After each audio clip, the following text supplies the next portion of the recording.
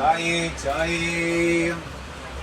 मग लई दिवसानं आपण रेल्वेचा प्रवास करणार होतो, ते पण मिरज ते कोल्हापूर. आपल्याला जायचं होतं गांधीनगरमध्ये, पण कोल्हापूरमध्ये जाऊन परत आपण गांधीनगरमध्ये येणार.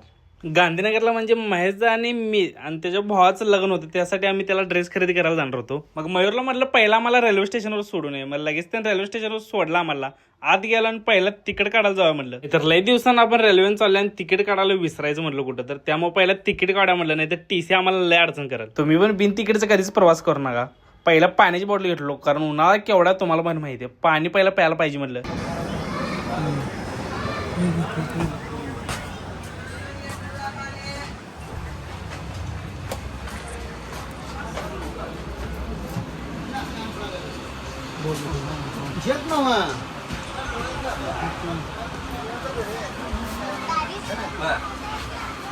दुपारच्या रेल्वेने चाललेलं, त्यामुळे गर्दी पण काय एवढी नव्हती. रविवार असून पण दुपारच्या रेल्वेला गर्दी नाही म्हणल्यावर काहीतरी विषय असणार म्हटलं. तेवढ्याच बाहेर बघतो तू ऊन ढीक. हा म्हटलं त्यामुळेच गर्दी नाही वे. मग बरोबर आहे. आणि लई दिवसांनी रेल्वे चालतो, आरसा बिरसा सगळं बसवलं की सुट्टीच नाही. हा चाय. थोडा वेळ बसल्यावर 10-15 मिनिटात रेल्वे पण निघली लगेच.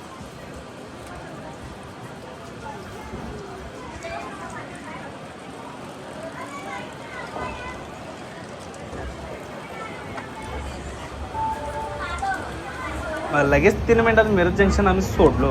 दुपारची 11:15ची रेल्वे होती आणि एक्सप्रेस आहे सोडा, त्यात काही विषय नाही. तरी पण जयसिंगपूरमध्ये थांबलेली, कारण क्रॉसिंग एक होतं.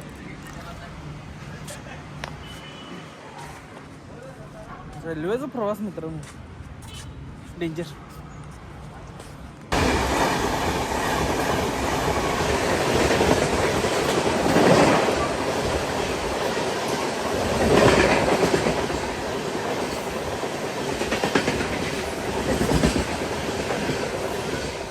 क्रॉसिंग झालं असं जरा आरशात तोंड बघून घेऊया म्हटलं. चांगलं आहे ना? चांगलं चांगलं ओके. क्रॉसिंग झाल्यानंतर जयसिंगपूर स्टेशनवरनं पण आम्ही निघालो.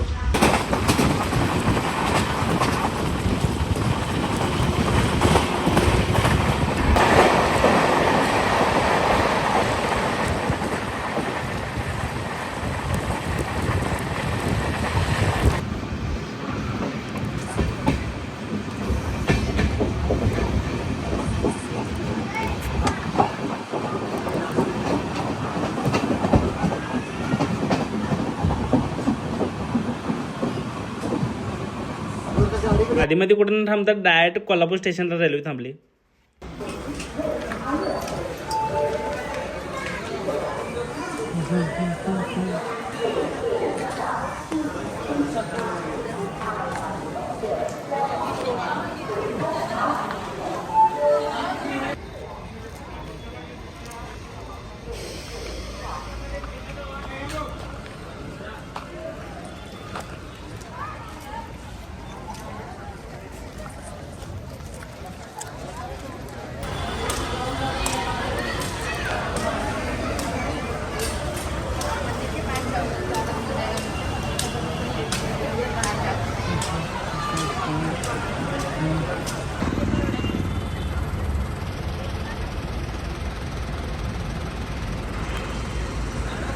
तिथून मग आम्ही रिक्षा पकडलो आणि सरळ निघालो गांधीनगरला.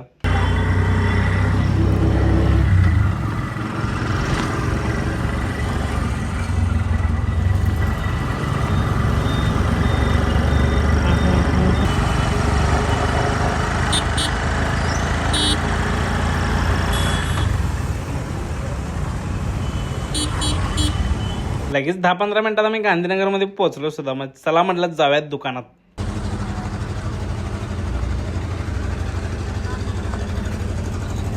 गेल्यावर शेरवानी बघितलो, मग शेवटी एक पसंत पडली, ती घालून बघा म्हटलं. तिथं मग सगळी खरेदी आमची आवरली आणि आम्ही तिथून निघालो दुकानामधून.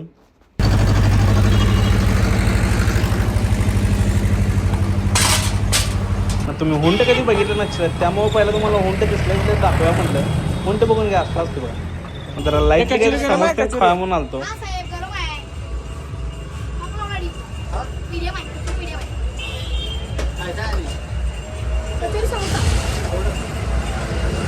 ते केवढा बघा मित्रांनो, अख्खी बेकरी चालवालता. आणि तुम्ही 25-25-30 वयात झालं तरी तुम्हाला अजून कामाला घरातले पाठवणार. चूक तुमच्या घरातल्यांची काय माहित.